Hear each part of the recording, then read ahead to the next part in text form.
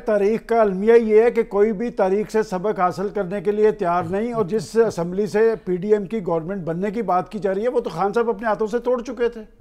بات یہ کہ آپ فیس کرتے، دیکھیں سیاسی طرز عمل جو ہوتا ہے وہی دیرپا ہوتا ہے، وہ نتیجہ خیز ہوتا ہے۔ کیا اگر انہوں نے قومی اسمبلی سے رزائن نہ دیے ہوتے، اپنے ہاتھوں سے اپنی حکومتیں نہ توڑی ہوتی تو آج وہ، میں وہی کہہ رہا ہوں نا کہ اگر وہ اپنی اسمبلی اور اپنی حکومتیں نہ توڑی ہوتی تو آج وہ جیل میں بیٹھے ہوتے۔ اور چوئی صاحب کا مشورہ تھا نہ توڑیں، میں کہتا ہوں 100%۔ لیکن پھر ہوا کیا؟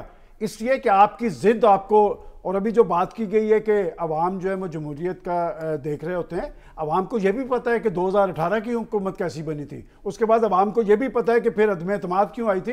میرا خیال سیاستدانوں نے تاریخ سے سبق حاصل نہیں کیا، اسی لیے اب ہم جب بات کرتے ہیں ہم ہمیشہ کہتے ہیں جی جمہوریت، جمہوری ادارے۔ کیا پاکستان کے اندر جمہوریت اور سیاست جامی صاحب مضبوط ہے؟ اگر جمہوریت ہے تو پھر جمہوریت ڈیلیور کرتی کیوں نظر نہیں آتی؟ لوگ مہنگائی کی آگ میں کیوں جل رہے ہیں؟ ان کے چولہے جو ہے بجھ رہے تھے تو کوئی ان کی آواز بننے کے لیے تیار تھا؟ میں آج کہتا ہوں آج کا سب سے بڑا المیہ یہ ہے کہ آپ الیکشن کی طرف جا رہے ہیں، کوئی پولیٹیشین جو ہے وہ ایشوز کی بات کرتا نظر آ رہا ہے، کسی کو پتہ ہے کہ عام آدمی پہ کیا گزر رہی ہے؟ وہ جو گورننس کی بات کر رہے تھے، گورننس آج تک حقیقت کیوں نہیں بن سکی؟ لیکن وہ جو شامی صاحب نے بات کی تھی نا کہ مصالحت کی آگے بڑھنے کی، وہ شامی صاحب آج صدر عارف الوی کا امریکی نشریاتی ادارے کو انٹرویو تھا، اس میں دو بڑی اہم باتیں ہیں۔ ایک تو انہوں نے کہا جی اگر نواز شریف صاحب منتخب ہوتے ہیں پروفیسر صاحب تو جو میرا آئینی منصب اس کے تحت میں ان سے حلف لوں گا۔ دوسری انہوں نے بات جو کی، انہوں نے کہا جی کہ جو اسٹیبلشمنٹ اور کپتان کے درمیان، عمران خان صاحب کے درمیان مصالحت کا سوال ان سے پوچھا گیا تھا، انہوں نے کہا وہ ناکامی کی بہت سی وجوہات تھیں، ان میں اس وقت نہیں پڑھ سکتا، اس کی ڈیٹیل نہیں بتا سکتا۔ تو یہ میرا بالخصوص سوال جناب سلمان غنی صاحب سے ہے کہ وہ ان وجوہات کا اگر ادراک یا اس کا احاطہ کرنا ہو موٹا موٹا ناظرین کی سمجھ کے لیے محتاط طریقے سے، دیکھیں کیسے آپ فرمائیں گے؟ آپ نے مجھے محتاط طریقے سے کہہ دیا تو محتاط طریقے سے تو نہیں، کیونکہ صدر خود محتاط تھے نا، میں نے تو ان کا لحاظ کیا ہے۔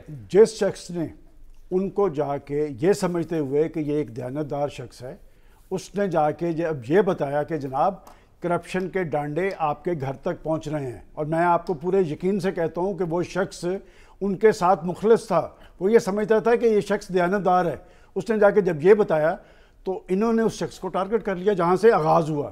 اور پھر کچھ پاکستان کے مناصب ایسے ہوتے ہیں، وہ براہ راست تو پرائم منسٹر کا اختیار ہوتا ہے لیکن وہ اداروں کا فیصلہ ہوتا ہے۔ آپ نے جس طریقے سے آئے تھے، جن کے ذریعے آئے تھے، جب آپ ان پہ اثر انداز ہونے کی کوشش ہوئی تو پھر ان کی حکومت ڈاوان ڈول ہوتی گئی۔ کیا وہ اپنی سٹرگل کے 22 سال جو سٹرگل کی تھی اس میں تو آپ کو ایک سیٹ ملی، پھر سیٹیں جن کی وجہ سے ملی تھی، جن کے خلاف آپ جدوجہد کرتے رہے، کسی نے تو آپ کے ساتھ ملایا تھا۔ دیکھیں یہ غلط فہمیاں جب جنم لیتی ہے، میں آج بھی کہتا ہوں کہ معاملات درست ہو سکتے ہیں۔ جو ہم نے آج بحث کی ہے بڑی سنجیدہ بحث تھی کہ پاکستان کے اندر پولیٹیکل پارٹیز مضبوط ہونی چاہیے، پولیٹیکل پارٹیز مضبوط ہوں گی تو پھر وہ نہیں ہوگا کہ فریب زندگی ہے سہاروں کی زندگی، کہ جب سہارے ہٹتے ہیں تو پھر آپ ڈوب جاتے ہیں۔ کیا وجہ ہے کہ وہ جو صدر صاحب جس کا ادراک کر رہے ہیں، بلکہ کنفیشن کر رہے ہیں کہ وہ ناکامی کی بہت سی وجوہات تھیں، حالانکہ صدر صاحب خود بھی انوالو رہے اس پروسیس میں اور ابھی بھی کوشش کر رہے ہیں۔ سب کچھ گوا کے ہوش میں آئے تو کیا ہوگا؟ یہ پہلا واقعہ نہیں ہے، یہ میاں نواز شریف صاحب کے ساتھ 3 دفعہ ہو چکا ہے، یہ محترمہ بے نظیر بھٹو شہید کے ساتھ ہو چکا ہے۔ یہ سول ملٹری ریلیشنز کا ایک معاملہ ہے پاکستان کے اندر، یہ بہت بڑا معاملہ ہے، اس کو ہمیں سنجیدگی سے لینا چاہیے، بجائے اس کے کہ ہم اس بات کا تعین کرتے رہیں ٹیلی ویژن کے سامنے بیٹھ کے کہ یہ شخص، یہ ادارہ، وہ ادارہ۔ یہ سنجیدگی سے ہماری سیاسی جماعتوں کو بیٹھ کے سوچنا ہوگا۔ اس مسئلے کا حل، اس مسئلے کی کنجی صرف اور صرف ہماری سیاسی جماعتوں کے پاس ہے۔ 2 باتیں انہیں کرنی ہوگی، ایک یہ کہ کسی کی شاباش اور کسی کے دست شفقت اور کسی کے سائے میں رہ کے آپ جمہوریت کو نہیں چلا سکتے۔ دوسری بات، وہ ادارے آپ کے دشمن نہیں ہیں، وہ آپ کے دوست ہیں۔ اگر آپ اپنے دور میں جو آپ کو ملا ہے عوام کی تائید سے، عوام کے مسائل حل کر سکتے ہیں تو پاکستان کی ریاست کے سارے ادارے آپ کے ساتھ کھڑے ہوں گے۔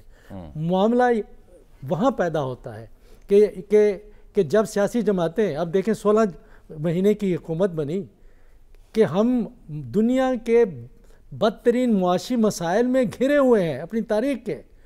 80 کی کابینہ ہے شہباز شریف صاحب کی، کوئی پوچھنے والا ہے؟ کہ کیا کیوں 80 کی کمینہ کس لیے چاہیے تھی؟